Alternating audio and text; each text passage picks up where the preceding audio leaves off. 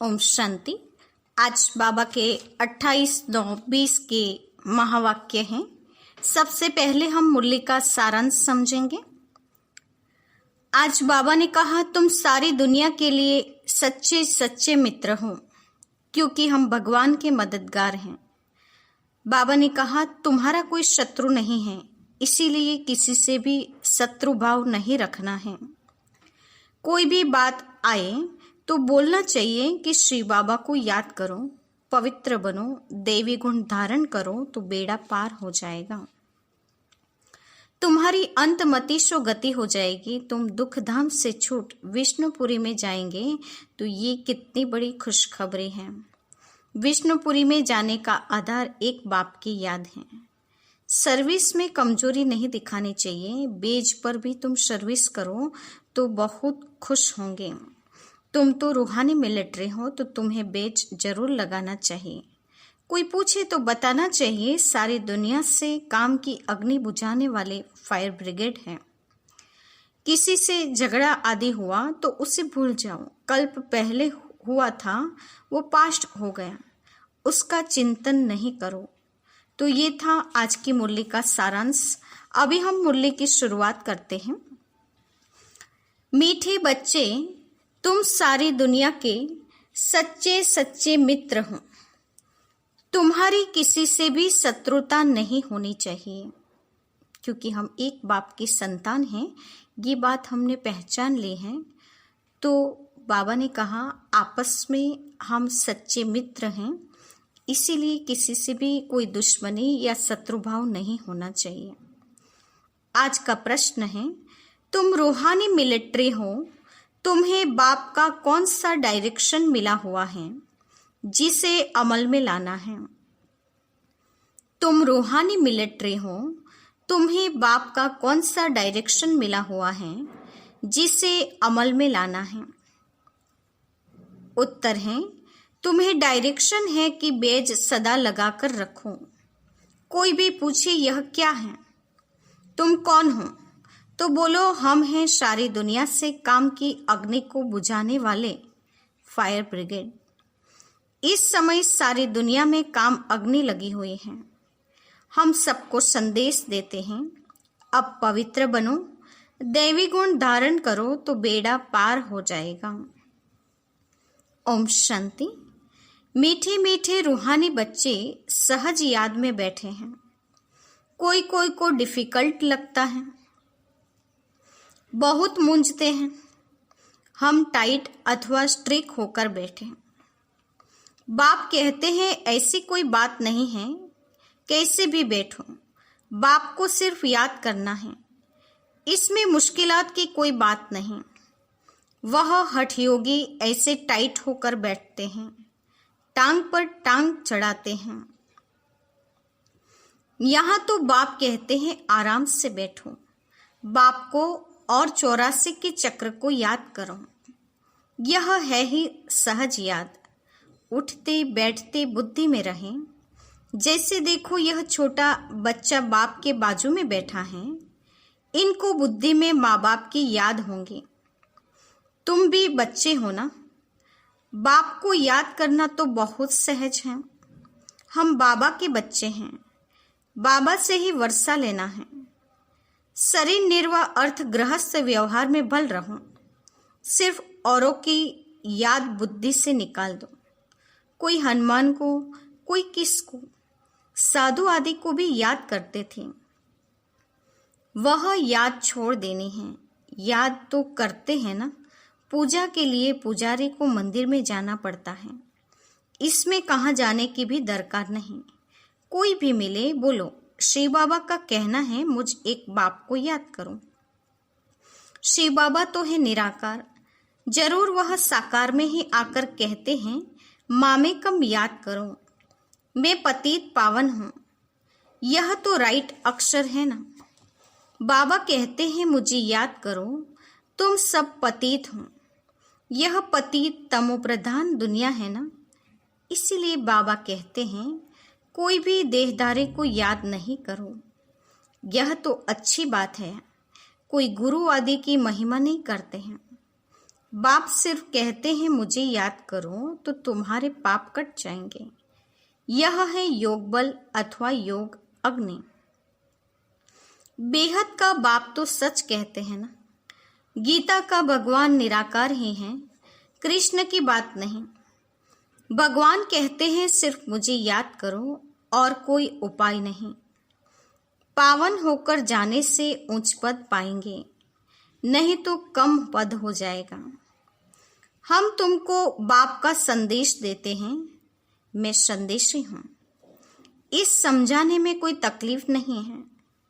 माताएं अहल्याएं कुब्जाएं भी उच्च पद पा सकते हैं, चाहे यहाँ रहने वाले हों चाहे घर गृहस्थ में रहने वाले हों। ऐसे नहीं कि यहाँ रहने वाले जास्ती याद कर सकते हैं। बाबा कहते हैं बाहर में रहने वाले भी बहुत याद में रह सकते हैं, बहुत सर्विस कर सकते हैं।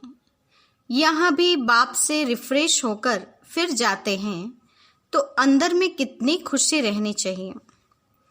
इस छीछी दुनिया में तो बाकी थोड़े रोज हैं। फिर चलेंगे कृष्णपुरी में। कृष्ण के मंदिर को भी सुखधाम कहते हैं। तो बच्चों को अपार खुशी होनी चाहिए जबकि तुम बेहद के बाप के बने हो। तुमको ही स्वर्ग का मालिक बनाया था। तुम भी कहते हो बाबा 5000 वर्ष पहले भी हम आपसे मिले थे और फिर मिलेंगे। अब बाप को याद करने से माया पर जीत पानी है। अब इस दुखधाम में तो रहना नहीं है। तुम पढ़ते ही हो सुखधाम में जाने के लिए। सबको हिसाब किताब चुकतू कर वापस जाना है। मैं आया ही हूं नई दुनिया स्थापन करने। बाकी सब आत्माएं चली जाएगी मुक्तिधाम। बाप कहते हैं मैं कालों का काल हूं, सबको शरीर से छुड़ाए आत्माओं को ले जाऊंगा। सब कहते भी हैं हम जल्दी जाएं, यहाँ तो रहने का नहीं है। यह तो पुरानी दुनिया है, पुराना शरीर है। अब बाप कहते हैं मैं सबको ले जाऊंगा, छोड़ूंगा किसको भी नहीं। तुम सबने बुलाया ही है, हे पतित पावन आओ। बल याद करते रहते हैं परंतु अर्थ कुछ भी नहीं समझते हैं। पतित पावन की कितनी धून लगाते हैं, फिर कहते हैं रघुपति राघव राजा राम। अब शिव बाबा तो राजा बनते नहीं, राजाई करते नहीं। उनको राजा राम कहना रॉन्ग हो गया। माला जब सिमरते हैं तो राम राम कहते हैं, उसमें भगवान की याद आती है। भगवान तो है शिव। मनुष्य के बहुत नाम रख दिए हैं। कृष्ण को भी श्याम सुंदर, वैकुंठनाथ, मक्खन चोर आदि आदि बहुत नाम देते हैं। तुम अभी कृष्ण को मक्खन चोर कहेंगे? बिल्कुल नहीं। तुम अभी समझते हो भगवान तो एक निराकार हैं। कोई भी देहधारी को भगवान कह नहीं सकते। ब्रह्मा विष्णु शंकर को भी नहीं कह सकते, तो फिर मनुष्य अपने को भगवान कैसे कह सकते? वैजंती माला सिर्फ 108 की गाई जाती है। श्री बाबा ने स्वर्ग स्थापन किया, उनके यह मालिक हैं। जरूर उससे पहले उन्होंने यह पुरुषार्थ किया होगा। उसको कहा जाता है कलयुग अंत, सतयुग आदि का संगम युग। यह है कल्प का संगम युग। मनुष्य ने फिर युगे युगे कह दिया है। अवतार नाम भी भूल फिर उनको ठीक कर पित्तर में, कण कण में कह दिया है। ये भी ड्रामा में नूंद है। जो बात पास्ट हो जाती है उसको कहा जाता है ड्रामा। कोई से झगड़ा आदि हुआ, पास हुआ, उनका चिंतन नहीं करना है। अच्छा, कोई ने कम जास्ती बोला, तुम उनको भूल जाओ। कल्प पहले भी ऐसे बोला था। याद रहने से फिर बिगड़ते रहेंगे। वह बात फिर कभी बोलो भी नहीं। तुम बच्चों को सर्विस तो करनी ही है। सर्विस में कोई विघ्न नहीं पड़ना चाहिए। सर्विस में कमजोरी नहीं दिखानी चाहिए। शिव बाबा की सर्विस है ना, उनमें कभी जरा भी ना नहीं करनी चाहिए, नहीं तो अपना पद भ्रष्ट कर देंगे। बाप के मददगार बने हो तो पूरी मदद देनी है। बाप की सर्विस करने में जरा भी धोखा नहीं देना है। पैगाम सबको पहुंचाना ही है। बाप कहते रहते हैं, म्यूजियम का नाम ऐसा रखो जो मनुष्य देख अंदर घुसे और आकर समझे, क्योंकि यह नई चीज है ना। मनुष्य नई चीज देख अंदर घुसते हैं। आजकल बाहर से आते हैं भारत का प्राचीन योग सीखने। अब प्राचीन अर्थात पुराने ते पुराना, वह तो भगवान का ही सिखाया हुआ है, जिसको 5000 वर्ष हुए। सतयुग त्रेता में योग होता नहीं। जिसने सिखाया वह तो चला गया, फिर 5000 वर्ष बाद आए, तभी आकर राजयोग सिखाए। प्राचीन अर्थात 5000 वर्ष पहले भगवान ने सिखाया था। वही भगवान फिर संगम पर ही आकर राजयोग सिखलाएंगे, जिससे पावन बन सकते हैं। इस समय तो तत्व भी तमो प्रधान है। पानी भी कितना नुकसान कर देता है। उपद्रव होते रहते हैं। पुरानी दुनिया है ना। सतयुग में उपद्रव की बात ही नहीं। वहां तो प्रकृति दासी बन जाती है। यहाँ प्रकृति दुश्मन बनकर दुख देती है। इन लक्ष्मी नारायण के राज्य में दुख की बात ही नहीं थी। सतयुग था, अभी फिर वह स्थापन हो रहा है। बाप प्राचीन राजयोग सिखा रहे हैं, फिर 5000 वर्ष बाद सिखाएंगे। जिसका पार्ट है वही बजाएंगे। बेहद का बाप भी पार्ट बजा रहे हैं। बाप कहते हैं, मैं इनमें प्रवेश कर स्थापना कर चला जाता हूँ। हाहाकार के बाद फिर जय जयकार हो जाती है। पुरानी दुनिया खलास हो जाएगी। इन लक्ष्मी नारायण का राज्य था तो पुरानी दुनिया नहीं थी। 5000 वर्ष की बात है, लाखों वर्ष की तो बात हो नहीं सकती। तो बाप कहते हैं, और सब बातों को छोड़ इस सर्विस में लग जाऊं, अपना कल्याण करने। रूठकर सर्विस में धोखा नहीं देना चाहिए। यह तो है ईश्वरीय सर्विस। माया के तूफान भी बहुत आएंगे, परंतु बाप की ईश्वरीय सर्विस में धोखा नहीं देना है। बाप सर्विस अर्थ डायरेक्शन तो देते रहते हैं। मित्र संबंधी आदि जो भी आए, सबके सच्चे मित्र तुम हो। तुम ब्रह्मा कुमार कुमारियां तो सारी दुनिया के मित्र हो, क्योंकि तुम बाप के मददगार हो। मित्रों में कोई शत्रुता नहीं होनी चाहिए। कोई भी बात निकले, बोलो श्री बाबा को याद करो। बाप की श्रीमत पर लग जाना है, नहीं तो अपना नुकसान कर देंगे। ट्रेन में तुम आते हो, वहां तो सब फ्री है। सर्विस का बहुत अच्छा चांस रहता है। बेज तो बहुत अच्छी चीज है, हर एक को लगाकर रखना चाहिए। कोई पूछे आप कौन हो, तो बोलो हम हैं फायर ब्रिगेड। जैसे वह फायर ब्रिगेड होते हैं आग को बुझाने के लिए, तो इस समय सारी सृष्टि में काम अग्नि में सब जले हुए हैं। अब बाप कहते हैं, काम महाशत्रु पर जीत पहनो। बाप को याद करो, पवित्र बनो, देवी गुण धारण करो तो बेड़ा पार हो जाए। ये बेज श्रीमत से ही तो बने हैं। बहुत थोड़े बच्चे हैं जो बेज पर सर्विस करते हैं। बाबा मुरलियों में कितना समझाते रहते हैं। हर एक ब्राह्मण के पास यह बेज होना चाहिए। कोई भी मिले उनको इस पर समझाना है। यह है बाबा, इनको याद करना है। हम साकार की महिमा नहीं करते। सर्व का सद्गति दाता एक ही निराकार बाप हैं, उनको याद करना है। याद के बल से ही तुम्हारे पाप कट जाएंगे, फिर अंतमति सुगति हो जाएगी। दुख धाम से छूट जाएंगे, फिर तुम विष्णुपुरी में आ जाएंगे। कितनी बड़ी खुशखबरी है, लिटरेचर भी दे सकते हो। बोलो तुम गरीब हो तो फ्री दे सकते हैं। साहूकारों को तो पैसा देना ही चाहिए, क्योंकि यह तो बहुत छपाने होते हैं। यह चीज ऐसी है जिससे तुम फकीर से विश्व के मालिक बन जाएंगे। समझाने तो मिलती रहती हैं। कोई भी धर्म वाला हो, बोलो वास्तव में तुम आत्मा हो। अपने को आत्मा समझ बाप को याद करो। अब विनाश सामने खड़ा है, ये दुनिया बदलने वाली है। शिव बाबा को याद करेंगे तो विष्णुपुरी में आ जाएंगे।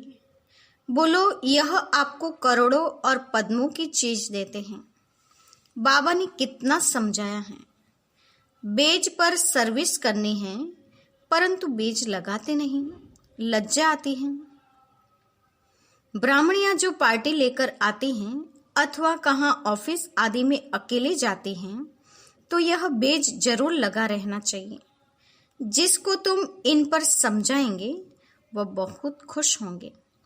बोलो, हम एक बाप को ही मानते हैं, वही सबको सुख शांति देने वाला है। उनको याद करो। पतित पावन तो जा न सके, अभी यह पुरानी दुनिया बदल रही है। ऐसे ऐसे रास्ते में सर्विस करते आना चाहिए, तुम्हारा नाम बहुत होगा। बाबा समझाते हैं, शायद लज्जा आती है जो बेज पहन सर्विस नहीं करते हैं। एक तो बेज, सीढ़ी का चित्र अथवा त्रिमूर्ति, गोला, झाड़ का चित्र साथ में हो। आपस में बैठ एक दो को समझाओ तो सब इकट्ठे हो जाएंगे। पूछेंगे, यह क्या है? बोलो, शिव बाबा इनके द्वारा यह नई दुनिया स्थापन कर रहे हैं। अब बाप कहते हैं, मुझे याद करो, पवित्र बनो। अपवित्र तो वापस जा नहीं सकेंगे। ऐसी मीठी मीठी बातें सुनानी चाहिए तो खुशी से सब सुनेंगे, परंतु कोई की बुद्धि में बैठता नहीं है। सेंटर पर क्लास में जाते हो तो भी बेज लगा रहे हैं। मिलिट्री वाले को यहाँ बिल्ला यानी बेज लगा रहता है। उनको कभी लज्जा आती है क्या? तो तुम भी रूहानी मिलिट्री हो ना। बाप डायरेक्शन देते हैं, फिर अमल में क्यों नहीं लाते? बेज लगा रहे तो शिव बाबा की याद भी रहेगी। हम शिव बाबा के बच्चे हैं। दिन प्रतिदिन सेंटर्स पे कोई न कोई निकल आएंगे, कहेंगे फलाने शहर में आपकी ब्रांच नहीं है। बोलो, कोई प्रबंध करे मकान आदि का, निमंत्रण दे तो हम आकर सर्विस कर सकते हैं। हिम्मते बच्चे, मददे बाप। बाप तो बच्चों को ही कहेंगे सेंटर खोलो, सर्विस करो। यह सब शिव बाबा की दुकान है ना, बच्चों द्वारा चला रहे हैं। अच्छा, मीठे मीठे सिकिलधे बच्चों के प्रति माता पिता बाप दादा का याद प्यार और गुड मॉर्निंग। रूहानी बाप की रूहानी बच्चों को नमस्ते। हम रूहानी बच्चों की रूहानी माता पिता बाप दादा को याद प्यार और नमस्ते। हम बच्चों की ओर से भी बाबा को याद प्यार और नमस्ते। धारणा के लिए मुख्य सार हैं। पहले पॉइंट, कभी आपस में रूठकर सर्विस में धोखा नहीं देना है, विघ्न रूप नहीं बनना है, अपनी कमजोरी नहीं दिखानी है, बाप का पूरा पूरा मददगार बनना है। दूसरे पॉइंट, कभी कोई से झगड़ा आदि हुआ, पास हुआ, उनका चिंतन नहीं करना है।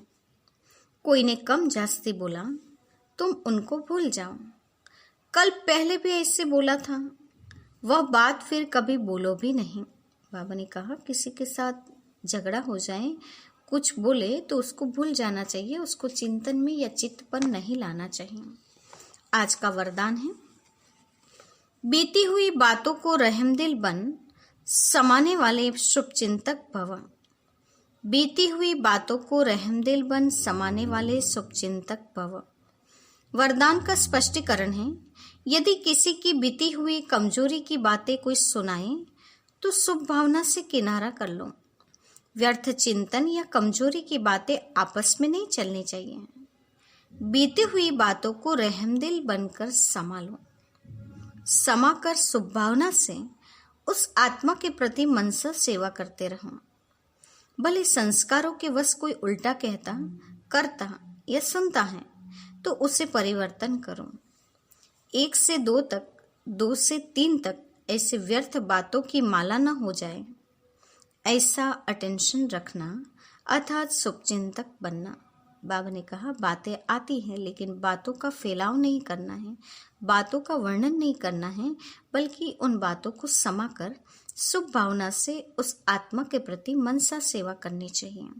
बाकी 1 से 2 और 2 से 3 तक ये बातों का फैलाव करना ये बुरी बात है। बाबा ने कहा इस पर अटेंशन रखना है और शुभचिंतक बने रहना है। आज का स्लोगन है, संतुष्ट मणि बनो तो प्रभु प्रिय, लोक प्रिय और स्वयं प्रिय बन जाएंगे। संतुष्ट मणि बनो तो प्रभु प्रिय, लोक प्रिय और स्वयं प्रिय बन जाएंगे। आज के मुख्य टॉपिक्स हैं, सारी दुनिया से सच्ची मित्रता रखनी है और शत्रुता समाप्त करनी है। रूहानी मिलिट्री बनकर सारी दुनिया से काम की अग्नि बुझानी है, फायर ब्रिगेड बनना है। तुम बच्चों को तो अपार खुशी होनी चाहिए कि अभी हम बाप के बने हैं। बाप ने कहा मैं कालों का काल हूँ, सबको शरीर से छुड़ाए और आत्माओं को ले जाऊंगा। बाप कहते हैं मैं सबको साथ ले जाऊंगा, छोड़ूंगा किसी को भी नहीं। बाप के मददगार बने हैं तो पूरी मदद देनी चाहिए, सर्विस में कमजोरी नहीं दिखानी है, बाप की सर्विस में धोखा नहीं खाना है, पैगाम सब तक पहुंचाना है। यह ईश्वरीय सर्विस है तो विघ्न भी उसमें आएंगे, लेकिन धोखा नहीं खाना है, सर्विस पर अटेंशन रखना है। बीती हुई बातों को रहमदिल बन समा लेनी है तथा शुभ भावना से उस आत्मा के प्रति मनसा सेवा करते रहना है। आपस में 1 से 2 और 2 से 3 तक व्यर्थ बातों की माला न बन जाए, उस पर अटेंशन रखना है, तभी हम शुभचिंतक बन सकते हैं। अच्छा, ओम शांति।